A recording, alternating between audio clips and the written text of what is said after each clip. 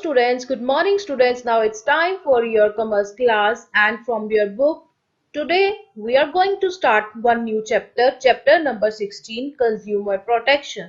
So first of all, see the learning objectives, meaning of consumer protection, scope of consumer protection, need of consumer protection and consumer rights. So, example here, a consumer bought an air conditioner of rupees 30,000 with 5 years guarantee. So, here the person purchased one air conditioner and the price 30,000 with the 5 years guarantee. It didn't work properly in its first month. So, when the person purchased the product within the first month, the product not work properly. So, consumer has the right to get it repaired or exchange from the dealer the same product, and this is just because of the Consumer Protection Act. If the dealer denies to fulfill the claim, then he can lodge a complaint in the consumer court. So in this case, the person has the right to complain in the consumer court regarding the product. Now the first term here is consumer. What is consumer? So see the example. Toyota company buys spare parts from another company and it will not be a consumer as it buys the goods for commercial purpose. Yes, here one company, car company, purchased the spare part from some other company for further manufacturing. In this case, it is to be considered as customer, not consumer. If you buy a car of Toyota company for personal use, then you will be a consumer. If you purchase the car of same company for personal use for family, then it is to be considered as consumer because here you are finally consuming the product. If you buy a product from the market, then you are known as consumer. If a consumer means any person who buys any goods and services for personal use or avail any services for consideration. So here the consumer means when a person buys any goods and services for personal use and for consideration. In return, provides the money to the seller. Therefore, a consumer means any person who buys any goods for personal use and hires or avail any services for consideration. Now, the next term here is consumer protection. If a manufacturer makes the artificial color in the goods, so here it is totally harmful to the human beings. So its consumption can damage the liver. So here this will affect the liver of the human being. Okay, the consumer can get protection under it through the code set by the government. So code set by the government, the consumer has the right to complain regarding the seller and the product. It implies assurance safeguard against anti-consumer trade practices of producer and the trader. Now the next term is anti-consumer trade practice. So first of all, know what is it? Black marketing, food adulteration, hoarding, overcharging, misleading claim in an advertisement. These all things are to be considered as anti-consumer trade practices, which is conducted by the seller. It can be broadly described as use of various deceptive, fraudulent, or unethical methods to obtain the business. So frauds are conducted by the seller to earn more and more profits after providing the low quality products to the consumer. So here the consumer also has a right to claim in with the help of the case in the court, consumer court, which is provided by the government. So student, the next point here is meaning of consumer protection. So the meaning of consumer protection. Consumer protection implies the safeguard against the anti-consumer trade practices of producer and traders. So here this point main purpose here provided safeguard the interest. So here the consumer protection safeguard the interest of the consumer. In case any type of anti-consumer trade practices conducted by the producer or trader. Anti-consumer trade practices include adulteration, when the person providing you the product like pulses with the mixture of stones, rice with the mixture of stones, etc. So not pure quality is provided to you as a customer. So substandard quality, not proper quality provided to you. Low quality products provided to you, it is to be considered as substandard quality. Fractional weights and measures. So in this case, outside the pack 45 grams liquiton, but inside the pack 43 grams. So it is to be considered as anti-consumer trade practice. Overcharged by the seller, misleading claims in the advertisement. In the advertisement, good features shown by the producer, but when you purchase the product, not up to that standard product. These all things to be considered as anti-consumer trade practices. Now, Consumer Protection Act. A Consumer Protection Act 1986 was enacted for better protection of the consumer interest of consumers. So here for the protection of interest of consumer protection. Consumers, one act passed, that is Consumer Protection Act. The provision of Act came into force with effect from 15/4/87. Consumer Protection Act imposes strict liability on manufacturer in case of supply of defective goods by him and a service provided in case of deficiency in rendering of its services. So here the Consumer Protection Act only provided to protect the interest of the consumer so that the manufacturer know to provide the defective goods to the consumer. Now the scope of consumer protection. Number one, physical protection of consumer. So this aspect includes the measures to protect the consumer against the product that are unsafe to health and hygiene. So here the person protected from the unhealthy food and hygienic food. So here unhygienic and unhealthy food can be protected with the physical protection of consumer. Protection of economic interest. Economic means in a monetary term, this aspect includes the measures to protect the consumer against the deceptive and other unfair trade practices like overcharging the price. So here the consumers are protected from any type of anti-consumer trade practices by the seller, like overcharging the price. It is to be considered under the economic interest, where any type of fraud conducted by the seller in the term which is monetary.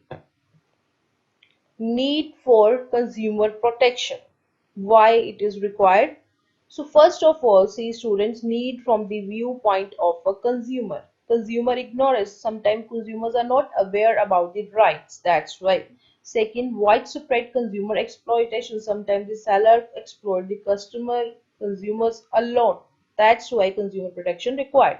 And unorganized consumers. Sometimes the consumers are not organized in a proper way. They are not knowing about the rights, liability, responsibilities. In this way, consumer protection required.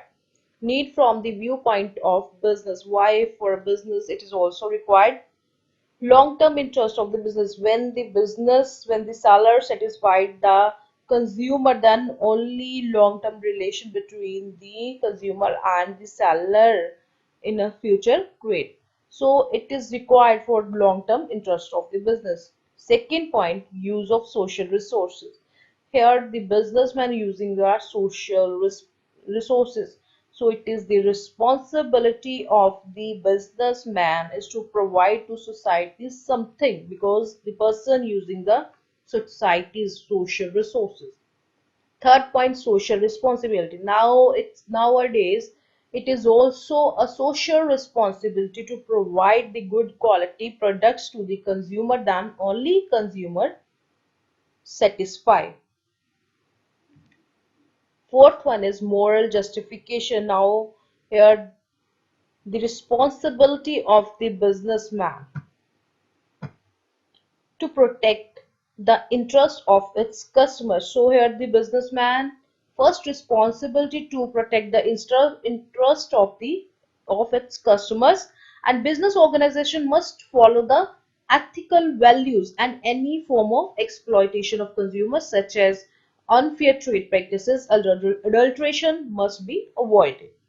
So these all are the main point needs why consumer protection required. Now the next point, consumer rights. So number of consumers rights available under the act. So first of all, the first right to safety. So what is right to safety? If a gas cylinder is not sealed properly, it may cause injury to life or even death. The consumer has the right to get protection against such risk.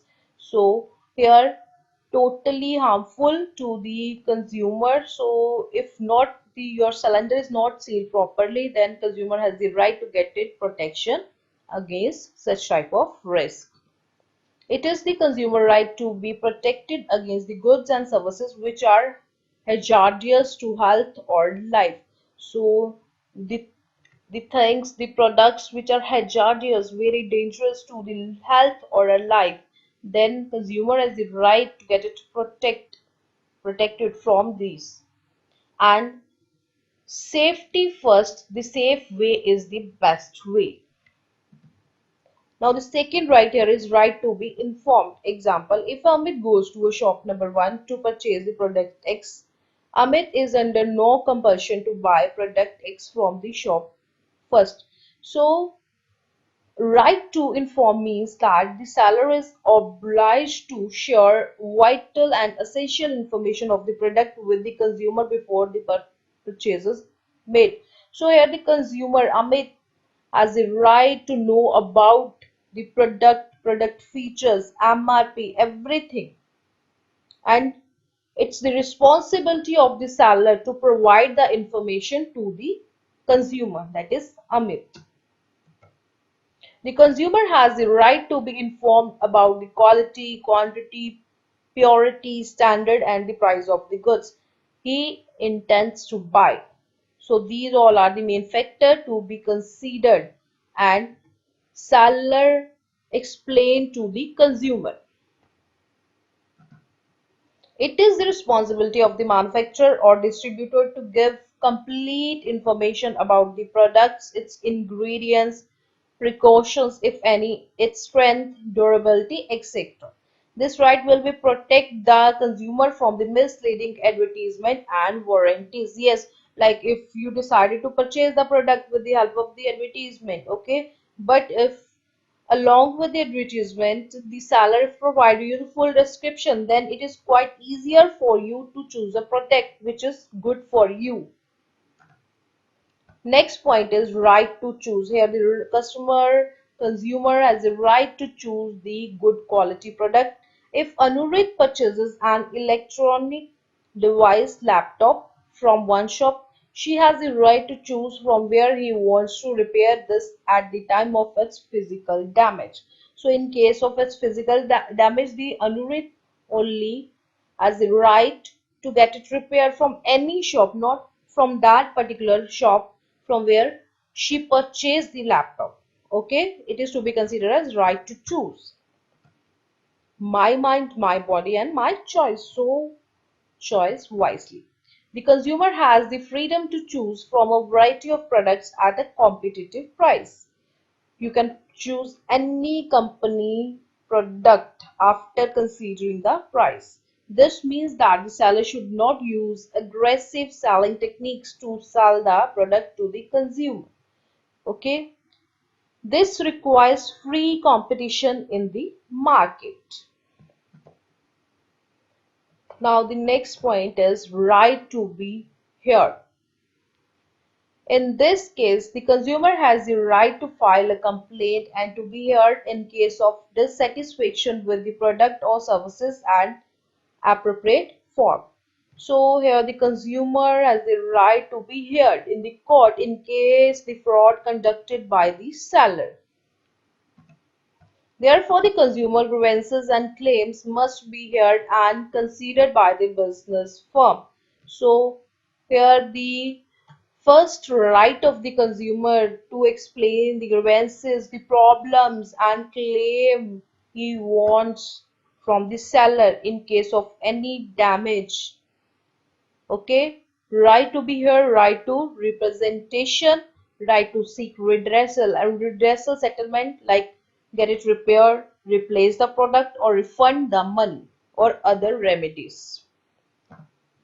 Most of the reputed firms have set up the consumer service cell to listen to the consumer complaints and take appropriate steps to redress them. So here the reputed firms provided these cells. Those cells listen the problems of the consumers and then at the end settle the dispute after providing the remedies. Many newspapers have started the special columns through which the consumer can express their grievances against the product and services they have bought. So here in the newspaper, one column provided. So with the help of that column, the consumer express their problems against the products and the services of particular company or also mention the name of the seller who so from who